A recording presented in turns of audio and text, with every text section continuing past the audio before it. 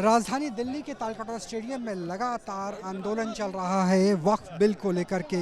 Sir, आपसे जानना चाहेंगे किस तरीके से आप देखते हैं जो प्रेशर है मौजूदा सरकार पे वो कितना बनता हुआ नजर आए? बिस्मिल्लाहिर्रहमानिर्रहीम। देखिए, तमाम मुसलमान चंद जो गद्दार हैं उनको छोड़ के तमाम पूरी मुस्लिम कम्युनिटी जो है वो इस बिल के ख़िलाफ़ है और इसको समझती है कि ये सिर्फ तबाही बर्बादी का सामान है। सब ये जो बिल जो है और इसमें कोई भी ऐसे 42 शिकों में एक भी शिक ऐसी नहीं जिससे कोई फ़ायदा पहुँचता, सिर्फ नुकसान पहुँच रहा है। इसके अलावा और कुछ नहीं। धोखा दिया जा रहा है कि फ़ायदा है। उनका औरतें रखी, औरतें तो पहले भी थी, 2 औरतें तो पहले भी मेंबर थी जो ज़बरदस्ती उड़ाया जा रहा है। हमने औरतें रख दी, औरतें पहले ही 2 मेंबर थी। दूसरी चीज़ कि आपने 2 हिंदुओं का रखा है आपने, और 5 मेंबर में मुसलमान की शर्त नहीं, कोई भी हो सकता है। इसके 7 हिंदू हो सकते हैं, 11 मेंबर में 7 हिंदू हो सकते हैं, ये प्रोविज़न रख दिया उन्होंने। तो ये क्या बिल्कुल ड्रामा खेल किया जा रहा है हम लोगों के साथ। बिल्कुल नाइंसाफ़ी को इंतहा है भाई। और आप सऊदी अरब पहुँच के वहाँ हबीबी कर रहे हैं और यहाँ मुसलमानों को जो तबाह बर्बाद के सामान कर रहे हैं। तो ये सब चीज़ें हैं, तो इसलिए मुखालिफत एक सुप्रीम कोर्ट में है। ऐसे में क्या न्यायालय से न्याय की उम्मीद है या आंदोलन का रास्ता इख्तियार किया जाए? सुप्रीम कोर्ट अभी कोई आंदोलन नहीं है। सुप्रीम कोर्ट में तो सिर्फ 2 या 3 चीज़ें उन्होंने ली हैं वहाँ के ऊपर। वो तो 42 चीज़ें हैं, 42 चीज़ें हैं। वो तो सब तो उन्होंने अभी तो डील ही नहीं किया उसको। सब एक चीज़ वापस होना है, एक चीज़ वापस होना है, इसलिए आंदोलन है।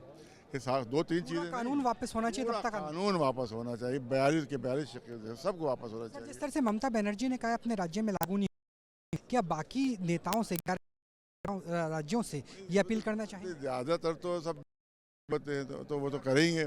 जहाँ बीजेपी हुकूमत नहीं है तो उससे हमारी अपील ये है कि उसको ना लागू करें।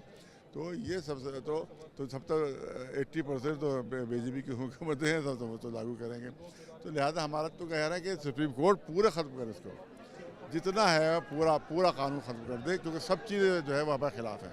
तो न्यूज़ नेशन से बात करने के लिए बहुत बहुत धन्यवाद। चलिए, साफ तौर पर इनका कहना है कि वक्फ आंदोलन तब तक जारी रहेगा जब तक पूरा का पूरा कानून खत्म नहीं हो जाता, रद्द नहीं हो जाता।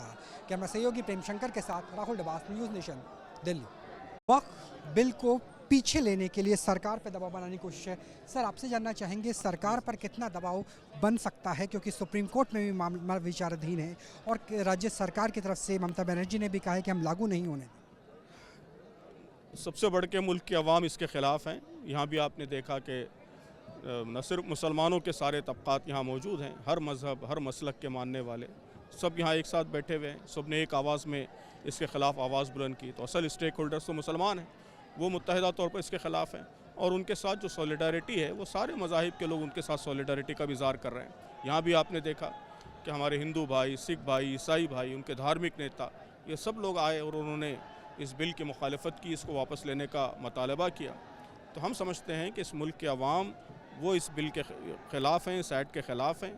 इसे एक धोखेबाजी समझते हैं, मुकम्मल तौर पर झूठ पर यह मबनी है।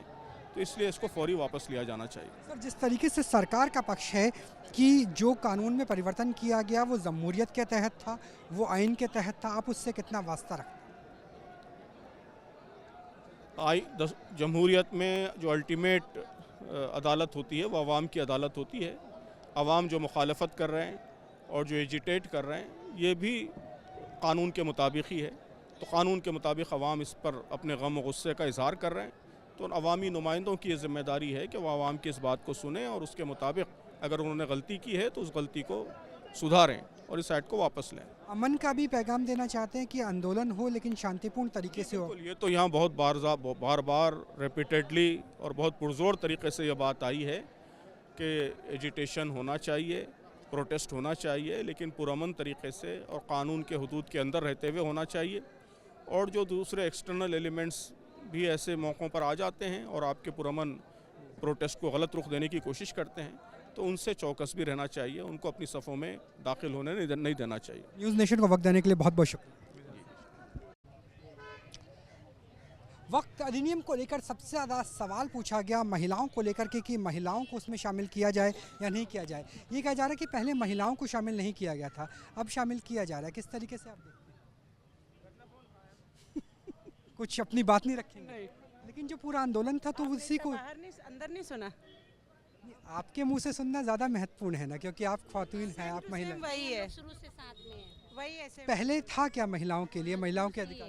शुरू से में आते जाते हैं लेकिन सरकार कह रही है कि इस बार महिलाओं को शामिल किया जा रहा है, पहले तो था ही। नहीं, इससे पहले रामलीला मैदान में भी गए हम हर बार जाते हैं लेडीज। हाँ हाँ, हमारा बिल वापस ले लेना, हम बिल की वजह से निकल रहे हैं वापस। हमारा बिल ले लें, हम अपने घर में बैठ जाएंगे। नहीं, मैं आंदोलन की बात ही नहीं कर रहा, बिल में क्या है मैं ये भी बात नहीं कर रहा। मैं कह रहा हूँ कि क्या आप किसी ऐसी महिला को जानते हैं जो पहले वाले वक्फ बोर्ड में शामिल हो, बोर्ड के अंदर? नहीं। तो अंदर तो ये कहा गया कि महिलाओं के लिए पहले वाले में नहीं था, नए संशोधन में रखा गया, कुछ लगता ये नहीं कहा गया। महिलाओं के लिए अगर कहा गया है 2 महिलाएं हैं तो ये नहीं बताया गया कि कौन है, मुस्लिम है या नॉन मुस्लिम है, और इससे कोई फ़र्क नहीं पड़ेगा। जो बिल के जो वो है शिक या दफ़ा, जो उसकी दफ़ात है, जो उसके पॉइंट्स हैं, वो सारे के सारे वक्फ कानून के ख़िलाफ़ हैं, टकरा रहे हैं और हमारी प्रॉपर्टीज़ को अपने कब्ज़े में लेने की पूरी साजिश, पूरी तैयारी है। उसको आप डिटेल से पढ़िए, मैंने पढ़ा है और मैंने उस पर लिखा भी है और अभी फिर मैं लिख रही हूँ। सुप्रीम कोर्ट पे ज़्यादा भरोसा है क्या कि सुप्रीम कोर्ट में ऑलरेडी मामला चल रहा है? जी, सुप्रीम कोर्ट में चल रहा है, विचाराधीन है, उससे थोड़ी राहत मिली है, रुकाव है, लेकिन इसको अगर कानून तो ये बन ही चुका, पार्लियामेंट में तो पास हो गया अक्सरियत से, काफ़ी उससे बड़ी। आगे भी क्या आंदोलन रहेगा? क्योंकि जैसे हमने शाहीन बाग का देखा वैसा महिलाओं का आंदोलन नहीं, वैसा रहेगा कि उस तरह रहेगा जैसा पर्सनल बोर्ड हमें बताएगा, उस हिसाब से हम आंदोलन करेंगे। अभी आपने यहाँ सुना कि अभी 30 तारीख को बत्ती गुल करने का है, 15 मिनट का, फिर इस तरह से स्टेप बाय स्टेप हम बहुत ही मतलब व्यवस्थित तरीके से और बहुत ही शालीनता के साथ हम उसके कानून के दायरे में रहते हुए काम करेंगे। कोई शोर शराबा, हंगामा या कोई तशद्दुद हमारा इरादा नहीं है और किसी से हमारी कोई डायरेक्ट लड़ाई भी नहीं। हमारा ये कानून हमारे उस पर जा रहा है। हमारा जो वक्फ का मामला है उसको आप लोगों को भी समझना चाहिए। वक्फ जो है वो प्रॉपर्टी है जो अल्लाह की राह में दे दी जाती है, जिससे लोग गरीब फ़ायदा उठाएं। तो वो जाहिर सी बात है कि लोगों के फ़ायदे के लिए है, औरतों के लिए, बच्चों के लिए, बेवाओं के लिए। सरकार कह रही जितना फ़ायदा होना चाहिए था उतना नहीं होता। सरकार जो बात कहती है शायद उसके आपको अच्छी तरह पता है कि कहने और करने में फ़र्क है।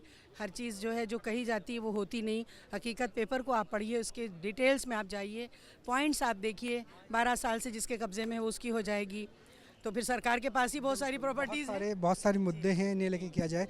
लाइट्स ऑफ करेंगे कि आप जिस तरीके से कहा जा रहा है कि लाइट ऑफ 15 मिनट के लिए करेंगे, तो लगता है कि ये पहला आंदोलन का चरण होगा। उसके बाद जिस तरह से शाहीन बाग का हुआ वैसे महिलाएं भी मुखर तरीके से आगे ज़रूरत पड़ेगी तो आएंगे, आगे आंदोलन इसी तरीके से जाएगा, बिल्कुल रहेगा। तो यहाँ पर महिलाओं का कहना है कि आंदोलन जारी रहेगा और जब तक बिल पीछे नहीं हो जाता तब तक वो भी पुरुषों के साथ कंधे से कंधा मिला करके वक्फ कानून के खिलाफ मुखर तरीके से नजर आएंगे। कैमरा सहयोगी प्रेम शंकर के साथ राहुल डबास, न्यूज़ नेशन, दिल्ली।